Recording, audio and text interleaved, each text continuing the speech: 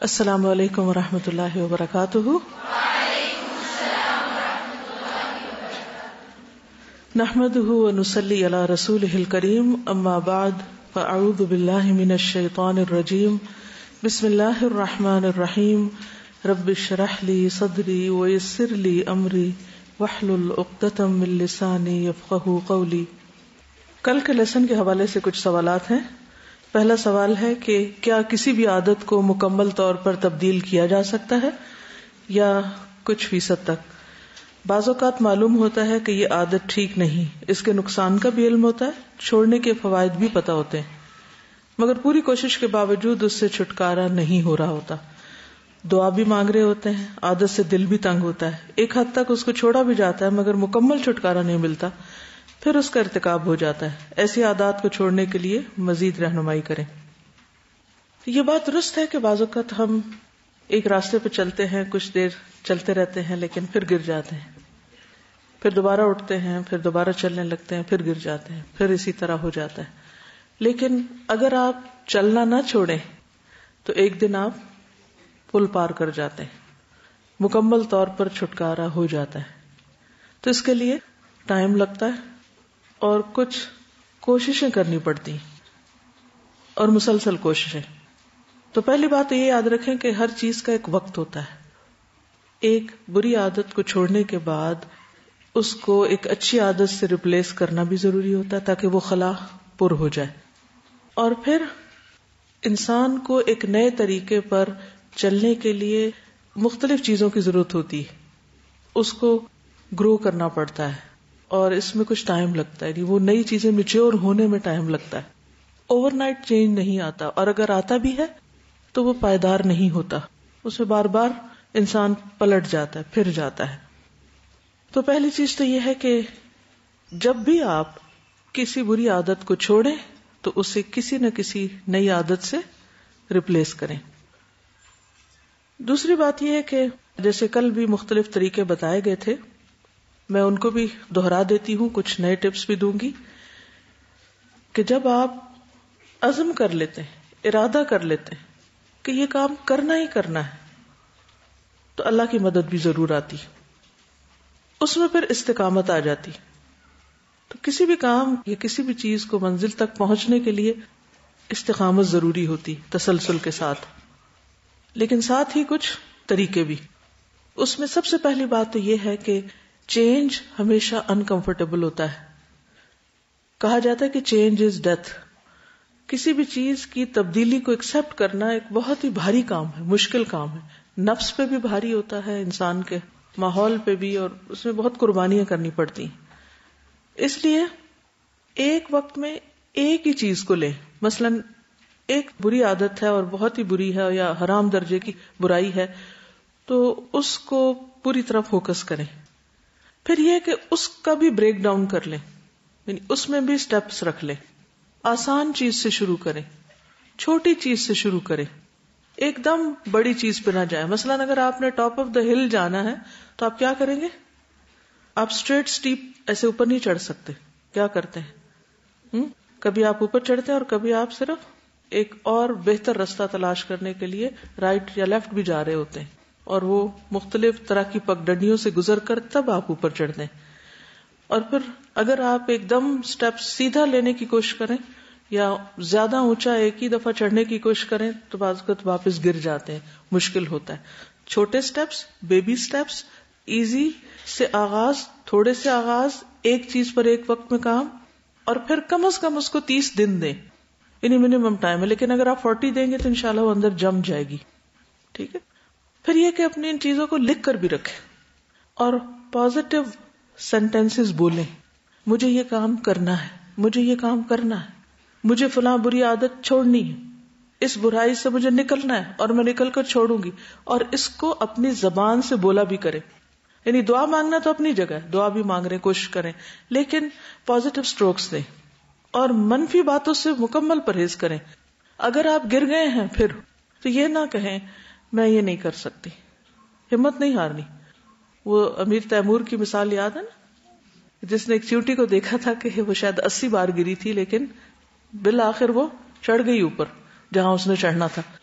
تو ہم بھی ہو سکتا ہے کہ 80 بار گرے اس راستے پہ چلتے ہوئے، لیکن چونکہ کوئی اور آلٹرنیٹ ہے نہیں، کیونکہ کچھ غلط کام ایسے ہیں کہ جن کو ہر قیمت پہ چھوڑ دینا چاہیے.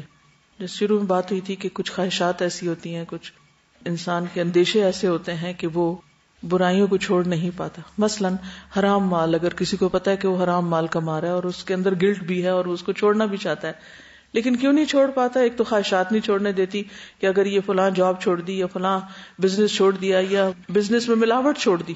مثلا جو لوگ گیس بیچتے ہیں یا پیٹرول وغیرہ بیچتے ہیں، سب کو پتا ہے کتنی کتنی ملاوٹ ہوتی ہے، اور کچھ لوگوں کا جب ضمیر جاگتا ہے اور اس سے نکلنا بھی چاہتے ہیں، لیکن کیا چیز روکتی ہے؟ ایک طرف خواہشات کی آمدنی کم ہو جائے گی تو فلاں فلاں چیزیں پھر زندگی سے نکالنی پڑیں گی، اور دوسری طرف اندیشے کہ پھر ہمارا بنے گا کیا اور ہم کہیں لاس میں نہ چلے جائیں، پیچھے نہ رہ جائیں، سبھی تو یہی کر رہے ہیں.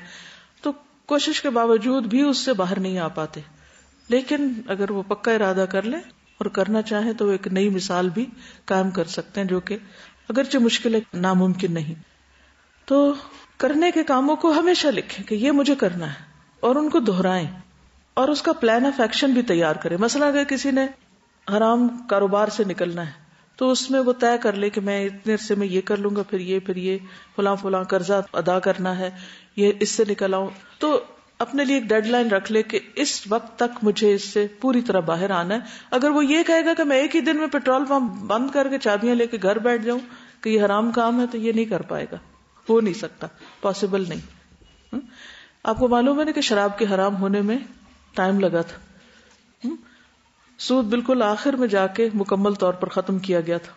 تو کچھ کام ہوتے ہیں وہ جلدی ہو جاتے، لیکن کچھ بیماریاں ایسی ہوتی ہیں جن کی جڑیں دور دور تک پھیلی ہوتی ہیں، ان سے نکلنا بہت مشکل کام ہوتا ہے. پھر یہ ہے کہ یہ بھی دیکھیں کہ کیا رکاوٹیں آ رہی ہیں کسی بھی عادت میں. ٹھیک ہے، بری عادت کے چھوڑنے میں رکاوٹیں کیا آ رہی ہیں، یا اچھی عادت کے اپنانے میں کیا رکاوٹیں آ رہی ہیں. ان رکاوٹوں کا اچھی طرح جائزہ لیں اور ان کو ختم کرنے کی کوشش کریں. پھر یہ کہ وقتاً فوقتاً کچھ ٹیمپٹیشنز آ جاتی ہیں بیچ میں، وہ بھی انسان کو پھر پھسلا دیتی ہیں، ان کو بھی نوٹ کر کے رکھیں. مثلا آپ نے عہد کیا کہ میں نے کسی کے ساتھ بدتمیزی سے بات نہیں کرنی. مثلا آپ کے گھر میں ہی جیسے ہسبینڈ وائف کا ریلیشن، یا بچوں کے اوپر چیختے چلاتے ہیں آپ، یا کوئی بھی چیز، اور آپ دیکھتے ہیں کہ یہ ان کے اوپر یا گھر کے پورے ماحول کے اوپر اثر انداز ہو رہا ہے، اور آپ اپنے ساتھ پرومس بھی کرتے ہیں اور اپنے آپ کو سمجھاتے بھی ہیں اور بہت کچھ کرتے ہیں، لیکن اچانک پھر آپ کو کربٹتے.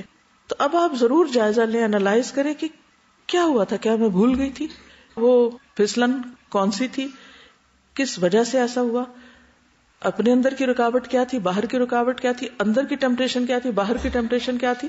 تو جب بھی آپ ناکام ہو تو ناکامی کی وجوہات جانیں، اسباب جانیں. پھر اس کے بعد یہ ہے کہ کچھ فائر والز لگائیں. فائر والز کیا ہوتی؟ کمپیوٹر پہ وائرسز کو کنٹرول کرتی ہیں نا، کچھ چیزوں کو ڈاؤن لوڈ نہیں ہونے دیتی. ٹھیک، تو وہ کون سی چیزیں ہیں، وہ کون سے رکھنے ہیں، وہ کون سی جگہ کھلی ہیں کہ جہاں سے ایسی چیزیں اندر آ جاتی ہیں، چاہے وہ دل کے اندر ہیں یا باہر ماحول میں ہیں، کہ جو آپ کو پھر اس رستے پہ لے جاتے ہیں. رستے بند کریں، وہ سد ذرائع جس کو کہتے ہیں. مثلاً ان میں کون کون ہو سکتے ہیں؟ خود آپ کے دوست ہو سکتے ہیں کہ جو آپ سے مخصوص قسم کی ہی گفتگو کرتے ہیں، باتیں کرتے ہیں، اور پھر آپ ریاکشن میں وہ کہہ جاتے ہیں وہی. بعض اوقات ایسا تھا نا کہ کسی خاص شخص سے آپ بات کریں، اس کو غلط بیانی کی عادت ہے، یا اس کو غیبت کی عادت ہے، یا اس کو ٹانٹ کرنے کی عادت ہے، تو انکانشیسلی آپ بھی ٹانٹنگ وے میں بولنا شروع کر دیتے ہیں، یا آپ بھی اس کی ہاں میں ہاں ملانے لگتے ہیں، یا وہی کام کرنے لگتے ہیں. تو بیرونی پریشرز کو قبول نہ کریں.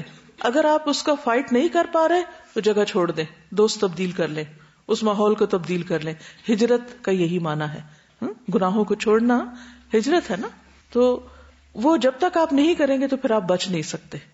یعنی پہلے تو اس کو چینج کرنے کی کوشش کریں، وہ نہیں ہو رہے تو اپنے آپ کو چینج کریں، نہیں کر پا رہے تو جگہ چینج کر دیں، ماحول چینج کر دیں، لوگ چینج کر دیں، اور یہ سب کچھ پاسبل ہے. جیسے آپ دیکھتے ہیں کہ مثلاً آپ جب گھر میں محفل جمتی ہے، سارے بیٹھتے ہیں، رشتہ دار آ جاتے ہیں، تو پھر لوگوں کے اوپر ہنسی مذاق شروع ہو جاتا ہے. اور کچھ لوگ ایسے اس میں ہوتے ہیں کہ جن کی عادت یہی ہوتی ہے کہ پورے خاندان پہ تبصرہ کرتے ہیں کچھ. تو اب آپ کو طریقہ پتا ہونا چاہیے کہ میں اس کو کیسے ختم کر سکتی ہوں. یا ہمیں قرآن میں بھی بتایا گیا ہے کہ جب آپ دیکھیں کہ کسی مجلس میں دین کا مذاق اڑایا جا رہا ہو تو پھر کیا کریں؟ وہاں سے اٹھ جائیں، وہ جگہ تبدیل کر دیں، ٹاپک تبدیل کر دیں. جب تک وہ اس چیز میں ہے آپ اس پہ انٹرسٹ نہ لیں، جب وہ اسے چھوڑ دیں تو پھر آپ باقی بات کر سکتے ہیں. پھر اسی طرح یہ ہے کہ کسی اور سے توقعات نہ رکھیں کہ وہ آپ کے لیے کچھ کرے گا. توقعات کو کم کریں. پھر اسی طرح یہ کہ صبر ضروری ہے. Don't give up. کرتے چلے جائیں اور آپ دیکھیں گے کہ انشاءاللہ اس عادت سے آپ چھٹکارا پا جائیں گے. کیونکہ میں نے اپنے ساتھ یہ طریقہ کیا ہے اور الحمدللہ کئی ایک ایسی چیزیں ہیں کہ جن کو میں برا سمجھتی تھی لیکن توجہ نہیں دے پاتی تھی، لیکن الحمدللہ کرتے کرتے کرتے اللہ تعالیٰ نے ان سے بالکل نجات دے دی. مثلا آپ ہنسے گے بھی، میں نے جب قرآن پڑھنا شروع کیا تو مجھے ساتھ یہ ہفتہ کیسا گزرے گا اس کو پڑھنے کا جنون کی حد تک شوق تھا. اب یہ کتنا یعنی کہ شرک کے دائرے میں یہ چلے جاتی ہے نا بات، اور کوئی نہ کوئی کہتا بھی رہتا تھا کہ اس سے فائدہ نہیں، لیکن وہ ایک عادت تھی. اخبار اٹھائی اور گئے اس پہ، ہفتہ کیسا گزرے گا. چاہے اس پر یقین نہ بھی کریں لیکن وہ ایسی پھسلن ہوتی تھی کہ اس کو پڑھے بغیر لگتا تھا اخبار نہیں پڑھی. اسی طرح ایک زمانے میں پوئٹری پڑھنے کا بڑا شوق ہو گیا. اب یہ کچھ عادتیں ٹھیک ہے، میں نہیں کہتی کہ اس میں مکمل طور پہ برائی ہوتی ہے، لیکن مجھے ایسا لگتا ہے اس سے اہم چیزیں بھی ہیں اور یہ اتنا ضروری نہیں ہے، اس سے زیادہ ضروری کرنے کے کام ہے. کیونکہ بعض اوقات صرف برے اور اچھے میں فرق نہیں دیکھنا ہوتا، کم اہم اور اہم کو بھی دیکھنا ہوتا ہے. ہو سکتا ہے آپ کسی چیز کو کہیں تو جائز ہے، یہ تو حلال ہے، اس میں کیا برائی، یہ تو فن ہے، یہ تو ایسا ہے، یہ ویسا ہے، اور اس کی بھی ضرورت ہے زندگی میں، سب باتیں ٹھیک ہے. لیکن جو انسان کے مقاصد اور اعلیٰ ہوتے چلے جاتے ہیں تو اس کی پرائرٹیز بھی چینج ہوتی ہیں، تو اس کو پھر اعلیٰ مقاصد کے لیے زیادہ کوشش اور زیادہ قربانیوں کی ضرورت ہوتی، تو وہ ہو جاتے ہیں. سب کچھ ممکن، یعنی اپنے تجربے میں میں نے یہ دیکھا کہ سب کچھ ممکن ہے اگر ہماری نیت واقعی سچی ہو جائے، عزم اور ارادہ ہو جائے، ہم یکسو ہو جائیں. جیسے ابراہیم علیہ السلام کی بار بار جو صفت قرآن مجید میں آتی ہے، حنیفا مسلمہ، یکسوئی کی بھی ضرورت ہوتی ہے، فوکس کی ضرورت ہوتی ہے. کیونکہ بعض اوقات ڈسٹریکشنز بہت ہوتی ہیں جن کی وجہ سے ہم جو کرنے کا کام ہے وہ نہیں کر پاتے، اپنا وقت غیر ضروری چیزوں میں ضائع کر بیٹھتے ہیں. تو ان کی بھی لسٹ بنا رہے ہیں ڈسٹریکشنز کی، کہ کیا کیا چیزیں آپ کو ڈسٹریکٹ کرتی ہیں، کیا چیزیں آپ کو اصل سے ہٹا دیتی ہیں، کیا چیزیں آپ کا مقصد بھلا دیتی ہیں. مثلا آپ پڑھنے لگے تو پڑھنے پہ کنسنٹریشن نہیں ہو رہی، 1 گھنٹے کا کام 10 گھنٹے میں آپ کر رہے ہیں، کیا وجہ بنی؟ ساری چیزوں کو لسٹ ڈاؤن کر لیں. بعض اوقات ٹیلی فون ہمارا، میسجز آ رہے ہیں جا رہے ہیں، بعض اوقات میلز، بعض انٹرنیٹ، بعض اوقات براؤزنگ کی عادت ہوتی ہے، ایسے بس کبھی اس سائٹ پہ چلے گئے، وہاں سے کہیں اور کلک کر دیا، وہاں سے کہیں اور. اینڈ آف دا ڈے آپ دیکھیں کیا پایا میں نے، آج کیا کیا؟ کچھ بھی نہیں کیا ہوتا، کچھ سالڈ چیز نہیں ہوتی. جو فرض درجے کا کرنے کا کام تھا وہ تو وہیں رستے میں پڑا، اور ہم اس خوش فہمی میں کہ ہم نے زیادہ نالج حاصل کر لیا ادھر ادھر گھوم پھر کے. تو اس سے بھی بچنے کی ضرورت ہے. پھر اسی طرح یہ ہے کہ جو کام آپ کریں اس کی اہمیت اچھی طرح واضح ہونی چاہیے کہ جو میں نے اچیو کرنا ہے وہ کتنا امپورٹنٹ ہے. اور اگر ہم کل والی حدیث یاد رکھیں کہ جو شخص جنت کے اعلیٰ ترین درجوں میں گھر چاہتا ہے اس کو اپنا اخلاق یعنی اپنی عادات اور اپنے طور طریقے جو ہیں وہ بہتر بنانے ہوں گے، اور وہ ایک مستقل ٹھکان ہے، مستقل ریوارڈ ہے. تو جب وہ سچی طلب اس کی پیدا ہو جاتی ہے تو اس کے لیے ہر چیز چھوڑنی آسان ہو جاتی. ٹھیک ہے، لیکن یہ چند ایک چھوٹی چھوٹی چیزیں تھی کہ جو آپ کو فائدہ دے سکتی. یعنی ایک محاسبہ اور ایک مجاہدہ، 2 لفظ کی ورڈز آپ نوٹ کر لیں اپنے پاس، محاسبہ اور مجاہدہ. اس کے اندر باقی ساری چیزیں آپ لکھ سکتے ہیں. انالیسس کریں، اپنا احتساب کریں، وجوہات جانیں، ڈسٹریکشنز کو جانیں اور رکاوٹوں کو جانیں، اور ان سب کو دور کر کے پھر پہاڑ پہ چڑھنے کے لیے سخت محنت، مشقت، مجاہدہ جاری رکھیں. کیونکہ تسلسل کے ساتھ جب کوئی شخص محنت کرتا ہے تو آپ دیکھیں کہ ایک قطرہ پانی پتھر پہ بھی گرتا ہے تو اس میں بھی سوراخ ہو جاتا ہے. تو اس لیے مشکل کچھ بھی نہیں، امپاسبل کچھ بھی نہیں، سب ہو سکتا ہے. پھر ایک اور سوال یہ کہ ایک ہی گھر میں پیدا ہونے والے بچے جو ایک ہی ماحول میں رہتے ہیں، کیا ان کی فطری عادات کو تبدیل کیا جا سکتا ہے؟ مثلا پیدائش سے ہی مختلف عادات اور مزاج کے مالک ہوتے ہیں. ٹرو. ان کو کیسے تبدیل کر سکتے ہیں؟ مثلا ایک شخص فطرتاً غصیلے مزاج کا جبکہ دوسرا خوشگوار کا، ایک فطرتاً کنجوس دوسرا فراخ دل، ایک فطرتاً ملنے ملانے والا سوشل اور دوسرا کسی سے ملنا نہیں چاہتا. یہ بالکل نیچرل ہے، اور ایک ہی گھر میں یہ سارے رنگ نظر آتے ہیں بعض اوقات. اس میں یہ ہے کہ اللہ تعالیٰ ہم سے یہ نہیں چاہتا کہ ہم اپنے آپ کو مکمل طور پر کچھ سے کچھ اور بنا لیں، یا 2 چہروں والا بنا لیں، کہیں کچھ ہوں کہیں کچھ اور ہوں. دیکھنا یہ ہے مثلاً اگر آپ اپنی کسی بھی عادت کو 10 نمبر دیں یعنی کہ کوئی بھی ایک عادت ہے، مثلا غصہ، تو آپ 1 2 3 4 5 6 7 8 9 10 تو اپنے آپ کو دیکھیں کہ آپ کو کتنے پوائنٹ غصہ آتا ہے. 5 تک آتا ہے، 6 آتا ہے، 9 آتا ہے، 10 تک آتا ہے، یعنی آپ اپنے آپ کو کہاں کھڑا محسوس کر سکتے. دوسری بات یہ ہے کہ اس میں سے کس چیز کی کہاں تک اجازت ہے اور کون سی چیز ڈینجر زون میں داخل ہو رہی ہے. اگر وہ چیز ایسی ہے آپ کے مزاج کا حصہ، جیسے حضرت عمر کے مزاج کا حصہ تھا، وہ حضرت ابوبکر سے بہت مختلف تھے اور دونوں ہی اللہ کے رسول صلی اللہ علیہ وسلم کے بہترین دوست تھے. اس مزاج کو تو تبدیل نہیں کیا، لیکن اس کو چینلائز کیا گیا. کچھ چیزیں طبیعت یا مزاج کا حصہ ہوتی ہیں، سب لوگ ایک جیسے نہیں ہوتے. اگر وہ مزاج کا حصہ ہے اور جائز کی حد میں ہے تو اس کو ہم غلط نہیں کہیں گے، برا نہیں کہیں گے. لیکن وہ اگر جائز سے ناجائز میں چلے جاتے ہیں یا وہ اپنی لمٹ پار کرنے لگتے ہیں، وہ گرین سے نکل کر یلو اور یلو سے ریڈ میں داخل ہو رہے ہیں، تو پھر ہمیں وہاں پر کوشش کرنی ہوگی. ٹھیک ہے، غصہ ہے، اگر وہ غصہ حق کے لیے استعمال ہو تو بہت اچھا ہے، وہی لیول اگر باطل کے لیے استعمال ہو رہا ہے تو بہت برا ہے. تو اس چیز کو بھی ہمیں مد نظر رکھنا ہوگا کہ وہ چیز انسان کے فرائض کی ادائیگی میں، انسان کے ریلیشن شپس میں، اللہ سے تعلق میں، سیلف گروتھ میں، یہ 3 خاص چیزیں جن پہ آپ نے ورک کرنا نا. ایک اپنی سیلف ڈیولپمنٹ، ایک ریلیشن شپ جو انسانوں کے ساتھ ہے، اور ایک اللہ کے ساتھ تعلق. ٹھیک، ایک اپنی ذات، ایک سارے انسان یا ماحول یا جو کچھ ہمارے علاوہ آس پاس ہے، اور ایک ہمارے ابب یعنی اللہ سبحانہ وتعالی کے ساتھ ہمارا ریلیشن شپ. ان تینوں دائروں میں آپ یہ دیکھ لیں کہ کون سی چیز جو ہے اس کو آپ قرآن و سنت کی روشنی میں جائز قرار دیں گے، کون سی چیز گرے ایریا ہے، کون سی چیز حرام میں داخل ہو گئی، نہیں کرنی چاہیے. تو جو ٹھیک ہے وہ ٹھیک ہے، جو ٹھیک نہیں اس کو ٹھیک کرنے کی کوشش کرنی ہے. سوال یہ پیدا ہوتا ہے کہ مزاج مختلف کیوں ہے؟ کیونکہ اسی میں ٹیسٹ ہے. اگر ساری چیزیں ہمیں بائی نیچر ہی اچھی مل جاتی، اچھا اخلاق، اسمائلنگ فیس، ہر ایک سے سوشلائز کرنا، خشوع حضور سے نماز کی عادت، فوکس خوب کرنے کی بائی نیچر ہی عادت، باقی بھی یعنی کہ اپنے لیے بھی اسٹرگل کرنے کی عادت، تو پھر ہمارا امتحان کس میں؟ یہ دراصل ہماری شخصیت کے جو منفی پہلو ہوتے ہیں یہ ہمارے لیے ایک ٹیسٹ کا درجہ رکھتے ہیں. اسی سے ہمیں آزمایا جائے گا کہ ہم اگر کمی تھی تو کھینچ تان کے کہاں اس کو لے آئے، یعنی کہ جتنا ہونا چاہیے کہ انسان کے اندر اس لیول تک کہاں لے آئے، اور اگر وہ کوئی چیز زیادہ تھی تو اسے کنٹرول کر کے نیچے کیسے لائے. جیسے باڈی ٹمپریچر ہوتا ہے نا، ایک نارمل حد ہوتی ہے، اس سے کم بھی ٹھیک نہیں، زیادہ بھی ٹھیک نہیں. جیسے بی پی ہے، کم بھی ٹھیک نہیں، زیادہ بھی ٹھیک نہیں. تو اس کو مینٹین رکھنے کے لیے کچھ لوگوں کو تو کوئی مسئلہ نہیں ہوتا، ان کو تو نہ ٹیمپریچر کا پرابلم ہے، نہ بی پی کا پرابلم ہے، نہ شوگر کا مسئلہ ہے. لیکن کچھ لوگوں کے لیے یہ ایک ٹیسٹ ہے، وہ اگر ذرا سا بھی کچھ ادھر ادھر کھا لیں گے، کچھ بھی کر لیں گے تو وہ اوپر نیچے ہو جائے گا. تو ان کے لیے اس میں اسٹرگل ہے، اس اسٹرگل میں اجر ہے.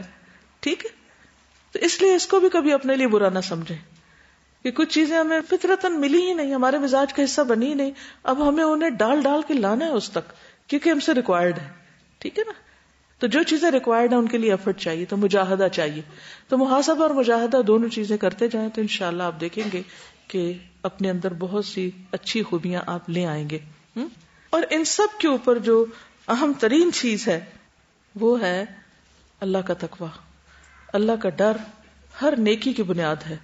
ٹھیک ہے نا، اور جب تک اللہ کے لیے کوئی کام نہ ہو اور اللہ تعالی کے ڈر سے اور اللہ کی نگرانی کی فکر سے نہ ہو تو بھی استقامت نہیں آتی، تو بھی چیزیں ادھوری رہ جاتی ہیں. دنیا میں کوئی چیز ایسی نہیں جو ہمیں اتنا موٹیویٹ کر سکتی ہو کہ ہم اس کے لیے اتنی بڑی قربانی کریں. لیکن اللہ کی ذات ایسی کہ جس کے لیے انسان اپنی جان بھی دے کر کیا چاہتا ہے کہ بار بار دے. جو ایک بار بھی دینی مشکل ہے وہ بار بار دینے کا شوق رکھتا ہے.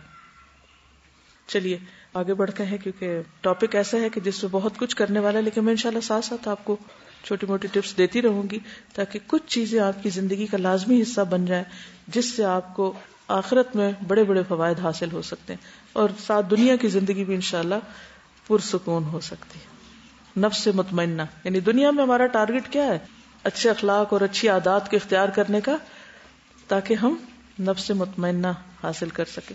ایک اور چیز یہ بھی یاد رکھیے کہ عادت بنانی اس لیے بھی ضروری ہے کہ انسان کے لیے وہ عمل آسان ہو جاتا ہے.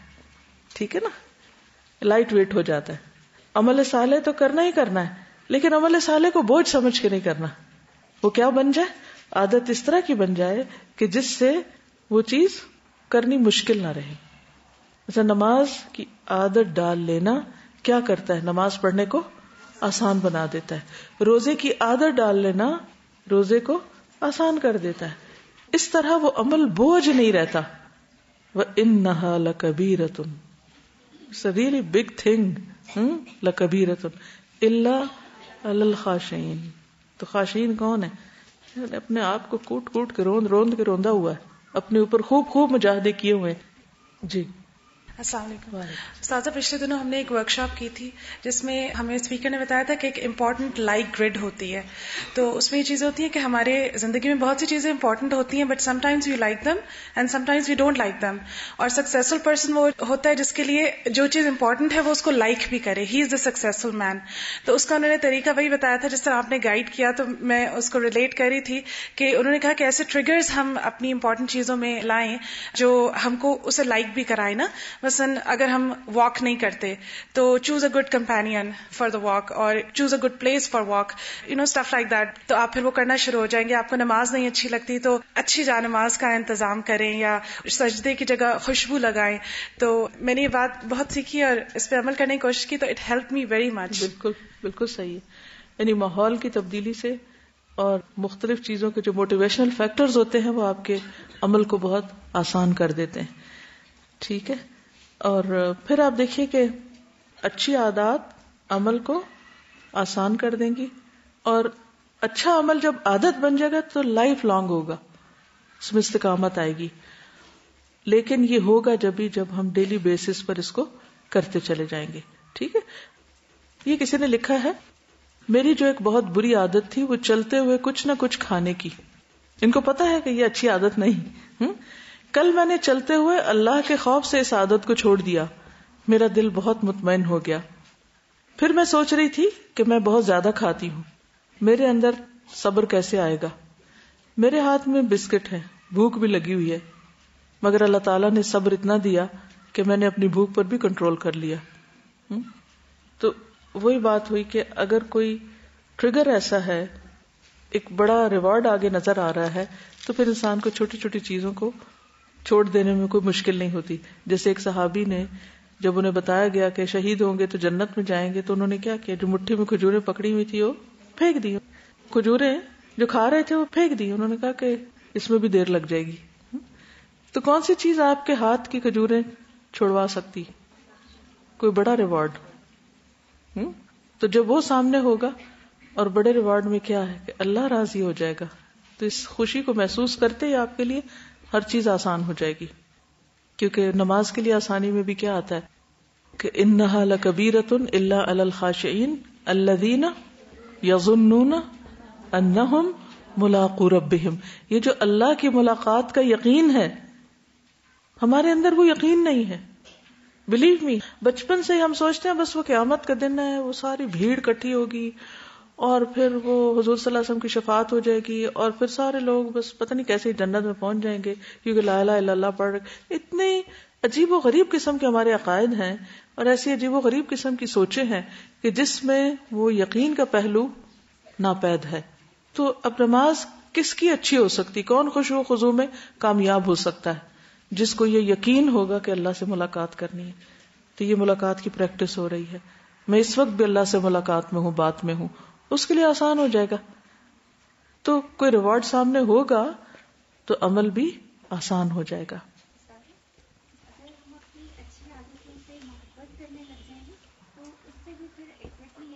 ہوتا یہی ہے جیسے انہوں نے کہا کہ صرف عادت نہیں یا صرف وہ کام نہیں، بلکہ اس کام سے محبت جو ہمارے لیے بہت ہی فائدہ مند ہے.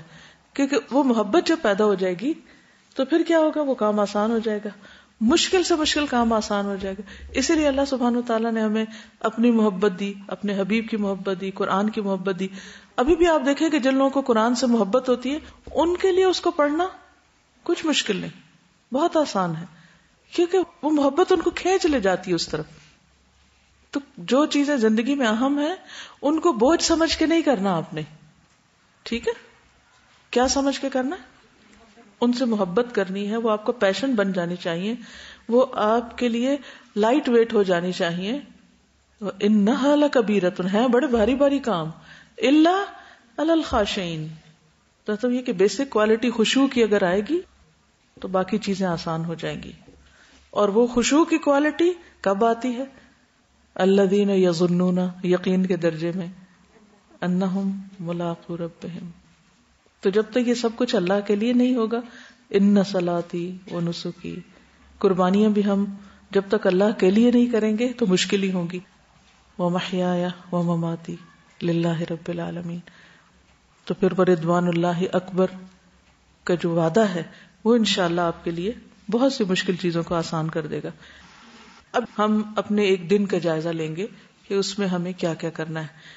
تو اب آپ دیکھیے کہ دن کا آغاز کرنا ہے آپ نے صبح کا. ایک کتاب ہے چھوٹی سی، 1000 سنتیں، اگر آپ کی نظر سے گزری ہو، اردو میں بھی ہے، اب عربی میں ہے بیسیکلی. اگر ہو سکے تو روزانہ اس کے ایک چھوٹے سے حصے کو پڑھ کے اپنا جائزہ لینا شروع کرے. کیا میں یہ کرتی ہوں، کیا میں یہ کرتی ہوں، کیا میں یہ کرتی ہوں. کیوں؟ اس لیے کہ لقد کان لکم فی رسول اللہ اسوۃ حسنہ. ہر وہ کام جو رسول اللہ صلی اللہ علیہ وسلم کی سنت کے مطابق کیا جائے گا اچھی نیت کے ساتھ، وہ کیا بن جائے گا؟ عبادت بن جائے گا. قل ان کنتم تحبون اللہ فاتبعونی. ریوارڈ کیا ہے؟ یحببکم اللہ، اللہ تم سے محبت کرے گا. ہم سب چاہتے ہیں کہ ہم سے کوئی محبت کرے، ہم انسانوں کی محبت کے پیچھے مارے مارے پھر رہے ہوتے ہیں. یحببکم اللہ، اس کائنات کا رب جو ہے وہ تم سے محبت کرے گا، اور جس سے وہ محبت کرے اس کی محبت لوگوں کے دلوں میں خود ہی ڈال دی جاتی. پھر کسی کی محبت حاصل کرنا بھی مشکل کام نہیں. تو راستہ کہاں سے آتا؟ سنت کا. اس لیے ایک جرمن نے ایک کتاب لکھی تھی، اس کا انگریزی ترجمہ بھی ہوا a day with the prophet. A day with the prophet, محمد صلی اللہ علیہ وسلم کے ساتھ ایک دن گزاریے. تو اپنا دن ان کے دن کے مطابق کرنے کی کوشش کریں. ضروری نہیں کہ ہر کام، لیکن جو ایک اوور آل اسکیچ ہے نا دن کا. 3 میں نے آپ کو ٹارگٹ دیا نا، ایک اللہ سے اپنے تعلق کو امپروو کرنا ہے ہم نے، ایک لوگوں کے ساتھ ریلیشن شپ کو اچھا کرنا ہے، اور ایک اپنی سیلف گروتھ کے اوپر توجہ دینی ہے.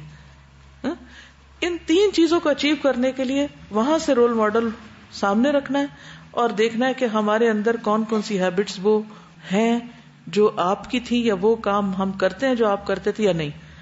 تو اس پر آپ نے ورک کرنا ہے. یہ میں نے اوور آل آپ کو ایک ٹارگٹ دے دیا ہے، رائٹ. لیکن چند چیدہ چیزوں کا میں ذکر بھی کروں گی. مثلا کامیاب زندگی کامیاب دنوں سے بنتی ہے، بہترین استعمال کیے ہوئے گھنٹوں اور منٹس اور لمحوں سے بنتی. اٹ آل ڈیپینڈس کہ how do you spend your time, your day, your hours, your minutes and seconds.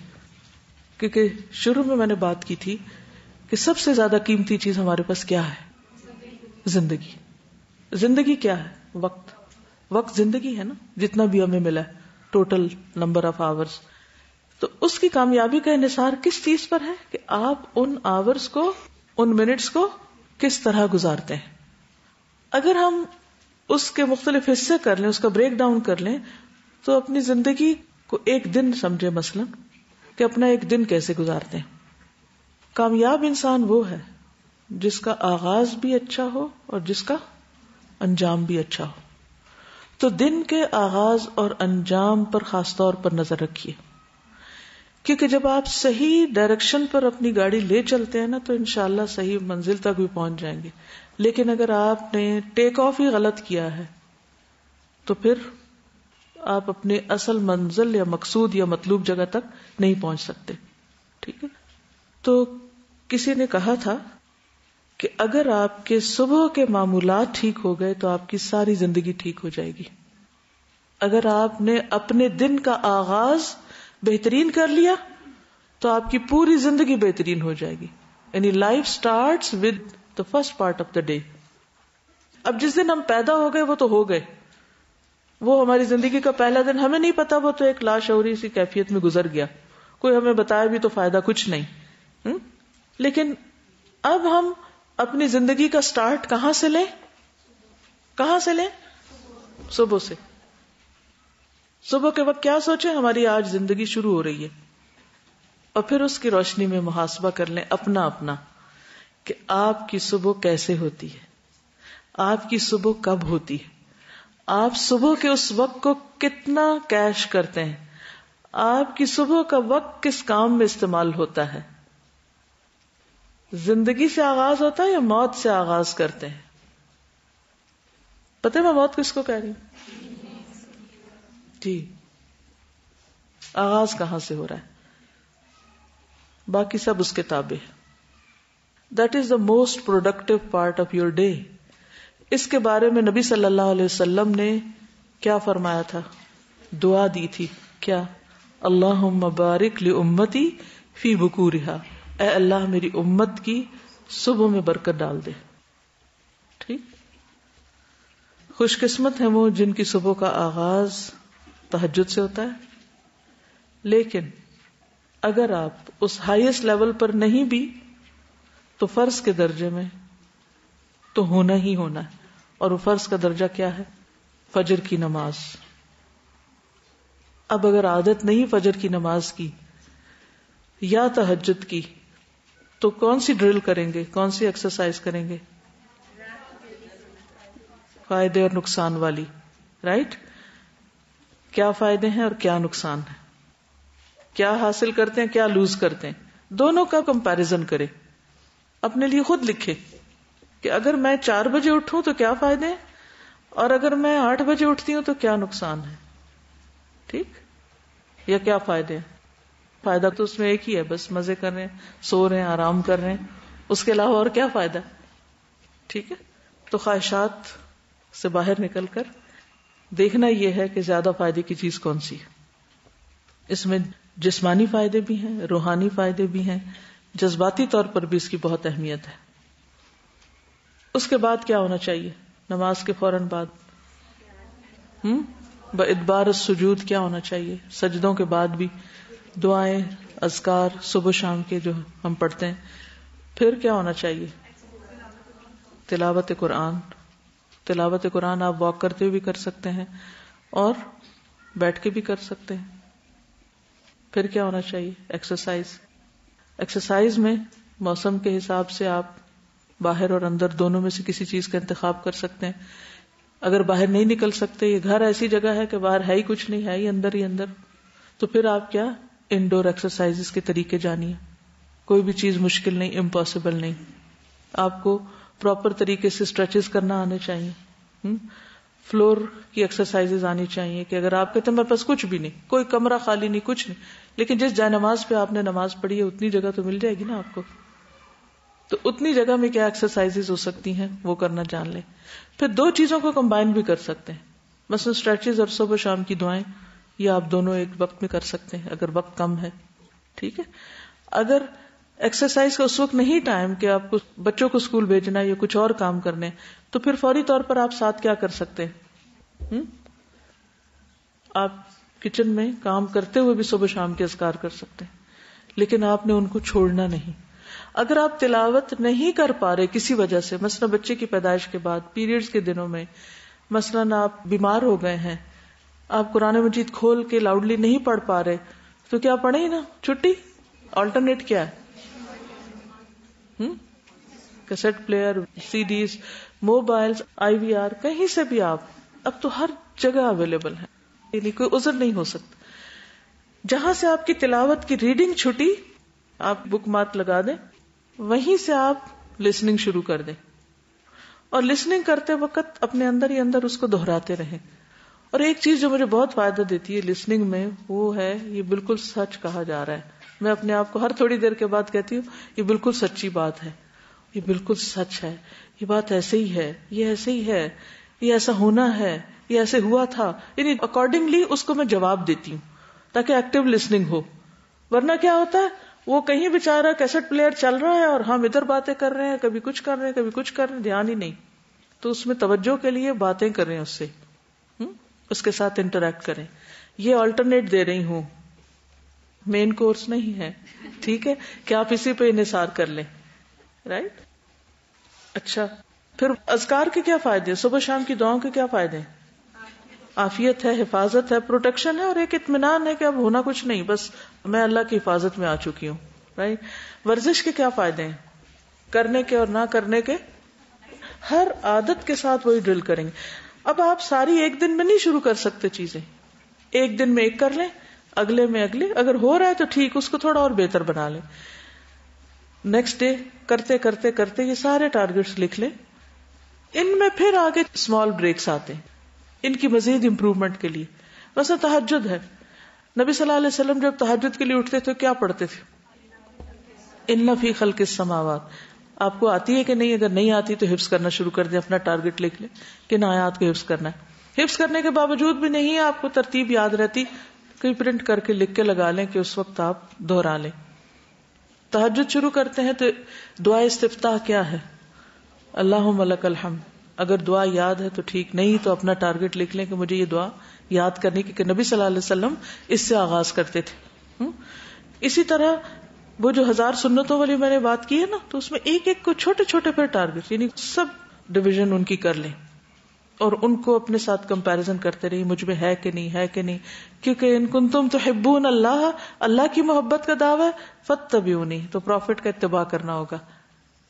تب کیا ملے گا؟ یحببکم اللہ ویغفر لکم ذنوبکم، گناہوں کی معافی بھی ہو جائے گی. ٹھیک ہے. تو یہ دو چیز تو ہم چاہتے ہیں کہ اللہ ہم سے محبت کرے اور گناہ معاف ہو جائے. پھر اس کے بعد یہ ہے کہ آپ کو اپنی فزیکل ہیلتھ کی طرف بھی توجہ دینی. ایکسرسائز کے علاوہ ناشتہ ضروری ہے، ٹھیک، لیکن ٹائم کس کے پاس ہے بیٹھ کے ناشتہ کرے. اب اس کا آلٹرنیٹ تلاش کریں کہ کیا کم وقت میں ہونے والا ناشتہ ہے. ضروری نہیں کہ آپ ایک پراٹھا بنائیں اور 7 مسالوں والی آملیٹ بنائیں اور پھر چائے کا دیگچا پکائیں اور پھر آپ آرام سے کئی کپ چائے کے پی کے پھر آپ اٹھیں یہ ناشتہ ہوا. کہ فارغ لوگ تو کر سکتے ہیں لیکن کام والے نہیں کر سکتے. پھر دیکھیں کہ نبی صلی اللہ علیہ وسلم کیا کرتے تھے. کیا کرتے تھے پتہ ہے؟ شہد ملا پانی پیتے تھے. اور جی اس کو بھی دیکھ لیں، اس پر ذرا ریسرچ کریں کہ کیا آپشنز ہو سکتی ہیں کوئک، ہیلدی اور مسنون ناشتے کی. ہم کیا کرتے ہیں؟ میدے والی بریڈ کھاتے ہیں جیم لگا کر. آپ کو پتا ہے اس کے نقصان دونوں چیزوں کے کیا؟ اور جن لوگوں کو بریڈ نہ ملے وہ سمجھتے ہیں ہمارا تو ناشتہ ہی نہیں ہوا، اور پھر اٹھا لیتے ہیں اور راستے میں چلتے چلتے کھاتے جاتے کہتے ہیں ہم نے ناشتہ کر لیا ہے. وہ کون بتا رہا تھا اس دن مجھے کہ بچوں میں ہی جو شوگر کی بیماری عام ہو رہی ہے اس کی بنیادی وجہ کیا ہے؟ میدا کھانا. نبی صلی اللہ علیہ وسلم نے ساری زندگی نہیں کھایا. اب وہ صبح صبح جب میدا کھاتے ہیں تو اس کو ڈائجسٹ کرنے کے لیے کیا چاہیے ہوتا ہے؟ کیا نقصان ہے؟ انٹسٹائن میں چمٹ جاتا ہے اور کانسٹیپیشن ہو سکتی ہے اور اس سے پھر بہت زیادہ مسئلے ہو سکتے ہیں. وہ تو سب بیماریوں کی جڑ ہے. لبلبا اس میں چونکہ فائبر نہیں ہوتا اور یہ بالکل سافٹ ایک ایسی چیز ہوتی ہے جو ہمارا ڈائجسٹو سسٹم ہے اس کے لیے بھی نقصان دہ ہے. یعنی اس کی ایکٹیویٹی کے لیے اور اس میں جو سیکریشن سیکریٹ ہوتی ہے جب ہم فائبر والی چیز کھاتے ہیں، لائک جو کا دلیا کھائیں یا اس طرح کی چیز جس میں فائبر ہو، جیسے انچنا آٹا ہے، تو وہ زیادہ بہتر ہوگا ہمارے انٹسٹائنس کے لیے، معدے کے لیے، اور دوسری چیزوں کو ایبزارب کرنے میں بھی ہیلپ ہوتی ہے. بہرحال آپ کا اسائنمنٹ ہے کہ نبی صلی اللہ علیہ وسلم کا ناشتہ لکھ کر لائیں کیا تھا. ٹھیک ہے. اب پڑھیں جا کے کہیں. کچھ لوگ کہتے ہیں ہم ناشتہ کرتے ہی نہیں ہیں، عادت ہی نہیں. ناشتہ نہ کرنے کے نقصان کیا ہے پتہ ہے آپ کو؟ وہ بھی ذرا ڈھونڈیں اور لکھیں. ناشتہ کرنے کے فائدے اور نہ کرنے کے نقصان کیا ہے، اور نبی صلی اللہ علیہ وسلم کا ناشتہ کیا تھا. ٹھیک ہے. پھر اس کے بعد آپ ٹریول کرتے ہیں گھر سے. آپ سب کی بات کر رہی ہوں، ہر ایک نہیں کرتا لیکن آپ لوگ پڑھنے کے لیے آتے ہیں یہاں. کس کی ٹریولنگ آدھے گھنٹے کی ہے ڈیلی آنے میں، کمیوٹنگ ٹائم؟ ماشاءاللہ بے شمار ہاتھ کھڑے. 1 گھنٹہ، اللہ اکبر. کتنے لوگ 1 گھنٹے کی ٹریولنگ سے آتے ہیں؟ 1.5 گھنٹہ، 1.5 بھی ہے. اوکے. اب آپ دیکھیے کہ صبح سویرے آپ 1.5 گھنٹہ ٹریول کر کے یہاں آ رہے ہیں، یا 1 گھنٹہ یا آدھا گھنٹہ یا 15 منٹ، تو آپ قریب سے آنے والوں کے بھی اشارے بند ہو تو لگ ہی جاتے ہیں. اس ٹائم کو کس طرح گزارتے ہیں اس کا جائزہ لیجئے. ٹھیک ہے. وہ موسٹ پروڈکٹیو ٹائم ہے جو ہمارا صرف دھواں کھاتے گزر جاتا ہے. اسے ہم ضائع نہیں کر سکتے یہ سوچ کے کہ جی یہ تو ٹریولنگ ٹائم ہے ہم کیا کریں. بہت سے لوگ منہ بند کر کے بس ادھر ادھر دیکھتے رہتے ہیں. نہیں, اس ٹائم کو استعمال کرنا ہے ہمیں, ٹھیک ہے. اس کی بھی پلاننگ کرنی, کیا کیا کیا کر سکتے ہیں ہم اس میں. کچھ لوگ ریڈنگ کر سکتے ہیں, کچھ نہیں کر سکتے کیونکہ ان کا سر چکراتا ہے. اگر ریڈنگ نہیں کر سکتے تو لسننگ کر سکتے ہیں. یعنی پلاننگ کے ساتھ آپ کوئی لیکچر سیریز شروع کر سکتے ہیں سننے کی. اگر آپ پڑھ نہیں سکتے قرآن پاک حفظ کر سکتے ہیں آپ. اگر آپ ہر روز یعنی اس میں نا ایک آیت چھوٹی سی دیکھی پھر اس کے بعد بند کر دی اور اس کو دہراتے رہے, اپنا لیسن روز کا یاد کر سکتے ہیں. آتے جاتے ٹائم استعمال ہو سکتا ہے. نفل پڑھ سکتے ہیں. نبی صلی اللہ علیہ وسلم کی سنت سے بھی ثابت ہے کہ آپ سواری پر نفل پڑھا کرتے تھے. ٹھیک, سواری پر کیے جانے والے کاموں کی لسٹ بنائیں کہ کیا کیا آپ کر سکتے ہیں, لیکن وہ کرنے کے لیے بھی آپ کو پلاننگ کرنی پڑے گی. مثلا بہت پہلے ایک دفعہ ڈاکٹر غازی کے کسی بچے نے شاید قرآن پاک حفظ کیا تو انہوں نے انوائٹ کیا تھا, ہم ان کے گھر پر تھے, تو انہوں نے کسی اسکالر کو ایک اسپیکر کو لیکچر کے لیے بلایا جو کہ ختم قرآن کی تقریب تھی. تو اس پر جو بزرگ لیکچر دے رہے تھے انہوں نے کہا کہ مجھے ایک دفعہ یہاں سے شاید بہاول پور بائی ٹرین جانا تھا اور واپس آنا تھا, تو کہتے ہیں میں نے جانے اور آنے میں پورا قرآن ختم کر لیا, کیونکہ وہ ٹارگٹ رکھ لیا کہ میں نے پورے سفر میں قرآن پڑھنا اور اتنے پارے جاتے ہوئے پڑھنے اور اتنے آتے ہوئے پڑھنے, اور کہتے میرا پورا ہو گیا. کل ہمیں بات کی تھی نا کہ اچھی عادات کے لیے پلان بھی کرنا پڑے گا, اچھے کام کرنے کے لیے پلان کر لیں کہ اتنے پارے کرنے ہیں. مثلا اگر آپ کا روزانہ کا ٹارگٹ ہے کہ ایک پارا ختم کرنا ہے اور آپ کو سفر میں پڑھنے میں کوئی مشکل نہیں ہوتی تو آپ اس کو پڑھ سکتے. چونکہ ہر ایک کی عادت مختلف ہے, اپنی عادت, اپنے حالات, اپنی صحت کے مطابق اپنی پلاننگ کیجیے. میں اس لیے یہ سارے کام آپ پہ چھوڑتی ہوں کیونکہ آپ نے اپنی زندگی گزارنی ہے, آپ اپنے آپ کو زیادہ بہتر سمجھتے ہیں اور آپ کو خود اپنے لیے پلان کرنا آنا چاہیے. ٹھیک, میرا کام صرف یہ ہوگا کہ میں آپ میں سے رینڈملی اٹھا کے کسی کو پوچھوں گی اپنی پلاننگ بتا دیجیے, آپ اپنی بتائیے, آپ اپنی, اس کے لیے تیار رہیے. ٹھیک ہے, کیونکہ ہر ایک کے پاس نئے آئیڈیاز ہوتے ہیں, نیا طریقہ ہوتا ہے.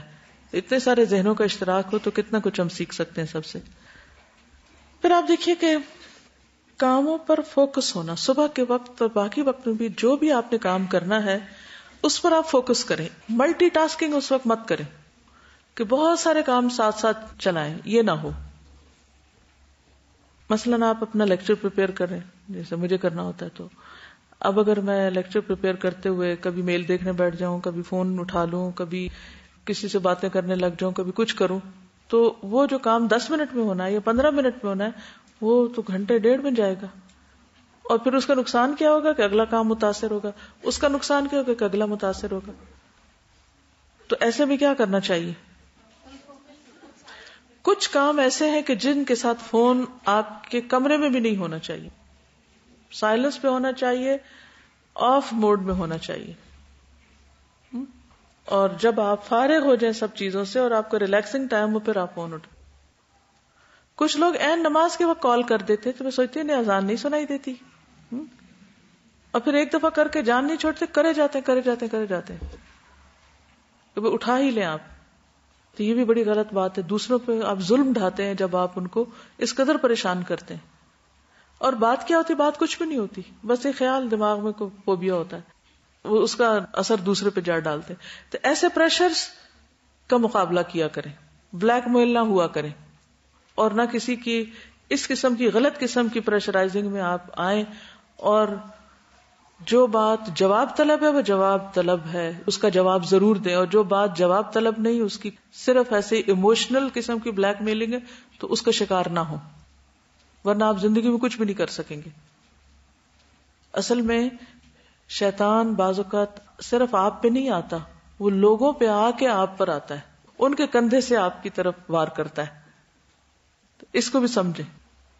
کوئی بھی چیز ہو تو آپ اس کو انالائز کیا کریں کہ اس کی کس حد تک ضرورت ہے, کتنا امپورٹنٹ ہے, کتنا ارجنٹ ہے. ٹھیک ہے نا, کچھ چیزیں امپورٹنٹ ہوتی ہیں مگر ہرگز ارجنٹ نہیں ہوتی, کچھ چیزیں ارجنٹ ہوتی ہیں مگر کوئی امپورٹنٹ نہیں ہوتی, خواہ مخواہ کی ایمرجنسی مچائی ہوئی ہوتی ہے لوگوں نے, حالانکہ اگر وہ اپنے وقت پہ بھی کیا جائے تو ہو سکتا ہے. پھر ایک اور چیز یہ ہے کہ سب سے اہم کام صبح کے وقت میں کریں, پرائم ٹائم میں. اور جن پر زیادہ دماغ نہیں لگتا وہ کام شام میں کریں. یہ کپڑے دھونے ہیں, کھانا پکانا ہے, صفائی کرنی ہے, اور اس طرح کی بہت ساری چیزیں ہیں, شفٹ کر دیں اس کام کو. پھر اسی طرح یہ ہے کہ اپنے دن کا جائزہ, پھر محاسبہ کہ آج کا دن میں نے کیسے گزارا ہے. ہر دن کا محاسبہ کریں کیونکہ وہ آپ کے اعمال نامے کا حصہ بنتا چلا جا رہا ہے. پھر ایک ویکلی محاسبہ ٹائم رکھیں کہ آپ نے جو کہا تھا کہ میں فجر کی نماز پڑھوں گی یا تہجد پڑھوں گی یا یہ دعا سیکھوں گی یا اور اس طرح کے ٹارگٹ رکھے تو وہ کیے ہیں کہ نہیں کیے, اور اگر نہیں کیے تو کیوں نہیں کیے. جب تک آپ اپنا ہفتہ وارانہ جائزہ نہیں لیں گے اس وقت تک امپروو نہیں کر سکتے, آپ کی گروتھ نہیں ہو سکتی. جو کر چکے اس پہ کبھی راضی نہ ہو کہ میں نے یہ بہت کچھ کر لیا. ہمیشہ مزید کرنے کی تمنا رکھیں یا اس کو امپروو کرنے کی. کچھ چیزیں آپ کو اور کرنی چاہیے اور کچھ چیزیں آپ کو مزید امپروو کرنی چاہیے. ان کا بھی آپ کو پتا ہونا چاہیے کیونکہ جس کا آج اس کے کل سے بہتر نہیں وہ ناکام ہوا. اسی طرح خاص طور پر اپنی سونے کی روٹین کا جائزہ لیں. کچھ لوگوں کو نیند نہ آنے کا پرابلم ہوتا ہے, اس کی وجہ جانیں. بعض اوقات ہم ایسی ڈائٹنگ کر رہے ہوتے ہیں یا ایسی فوڈ کھا رہے ہوتے ہیں کہ اس کی وجہ سے نیند ختم ہو جاتی ہے. بعض اوقات کوئی بیماری ہو سکتی ہے. بعض اوقات آپ دن میں زیادہ سو گئے تو آپ کو رات کو نیند نہیں آتی. تو نیند کے مسنون اوقات کا بھی جائزہ لیں کہ سونے کے بارے میں نبی صلی اللہ علیہ وسلم کی سنتیں کیا ہیں. کس وقت کا سونا پسندیدہ ہے, کس وقت کا سونا مکروہ ہے, کس وقت کے سونے کو حماقت قرار دیا گیا. ٹھیک ہے, یہ سارے اوقات آپ کو معلوم ہونے چاہیے اور اسٹرکٹلی ان کی پابندی کریں. اپنے آپ کو عذر بہانے نہ دیں, الا کہ کوئی شدید بیماری ہو کہ آپ کو ہوش ہی نہ آ رہی, وہ الگ بات ہے. کیونکہ جب تک آپ کی نیند, سونے کی عادات درست نہیں ہوتی اس وقت تک آپ کوئی بہت پروڈکٹیو کام نہیں کر سکتے. کیونکہ جسم کو نیند کی بھی ضرورت ہے نا, جو ضرورت سے زیادہ بھی نہیں ہونی چاہیے اور ضرورت سے کم بھی نہیں ہونی چاہیے. ٹھیک ہے. اب آپ کی کتاب میں روحانی صحت لکھی ہوگی, کتاب ہے آپ کے پاس, نکالیں. روحانی صحت کا بنیادی طور پر مطلب یہ ہے کہ انسان گناہ چھوڑ دے تاکہ اس کے دل کا اطمینان خراب نہ ہو. کیونکہ دل اگر مطمئن نہیں ہوتا اور دل کے اندر گلٹ ہے یا دل کے اندر بیماریاں ہیں تو دل چونکہ ایک بیسک آرگن ہے جسم کا, وہ سارے جسم کو بیمار کر دیتا ہے. نبی صلی اللہ علیہ وسلم نے فرمایا بے شک جسم میں ایک گوشت کا ٹکڑا ہے, جب وہ درست ہوتا ہے تو سارا جسم درست ہو جاتا ہے, جب وہ خراب ہوتا ہے تو سارا جسم خراب ہو جاتا ہے.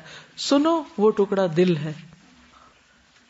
پھر قرآن مجید شفا ہے, اس کا پڑھنا بھی شفا ہے اور اس کے ذریعے علاج بھی کیا جاتا ہے. کیوں؟ اس کی دلیل کیا ہے؟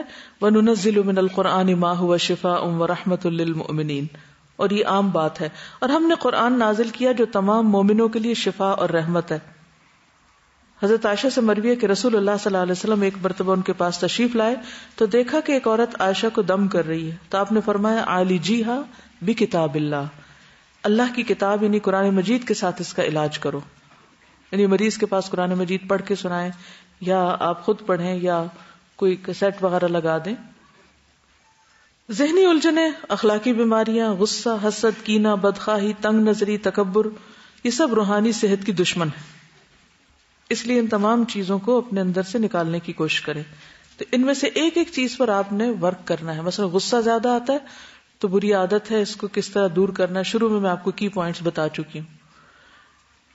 ایک اور چیز جس کو آپ ذہن میں رکھیں کہ جو ایک کوئی بھی خاص برائی ہے نا آپ کے اندر, اس کے بارے میں مزید پڑھیں, ریسرچ کریں کہ اس کے کیا نقصان ہیں. کیونکہ جب انسان ان نقصانات کو دیکھتا ہے تو ڈر جاتا ہے, اور وہ ڈر انسان سے پھر وہ برائی چھڑا لیتا ہے.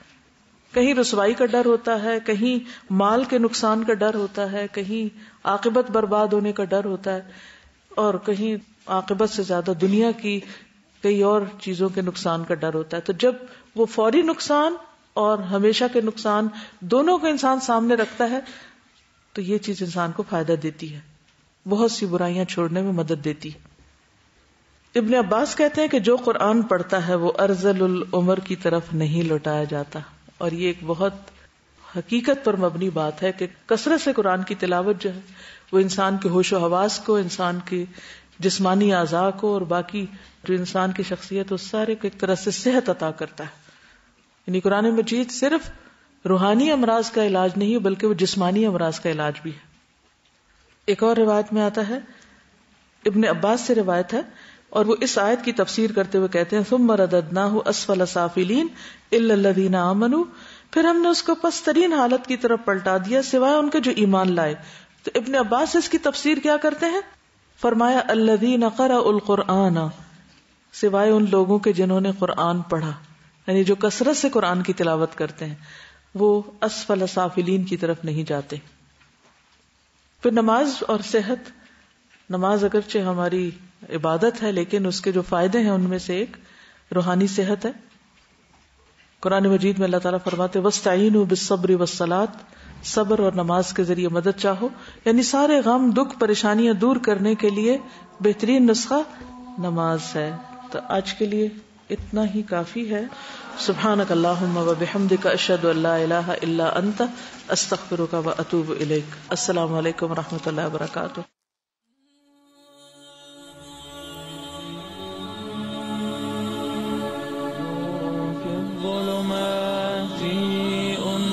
في خلواتي يا سعدي وهنائي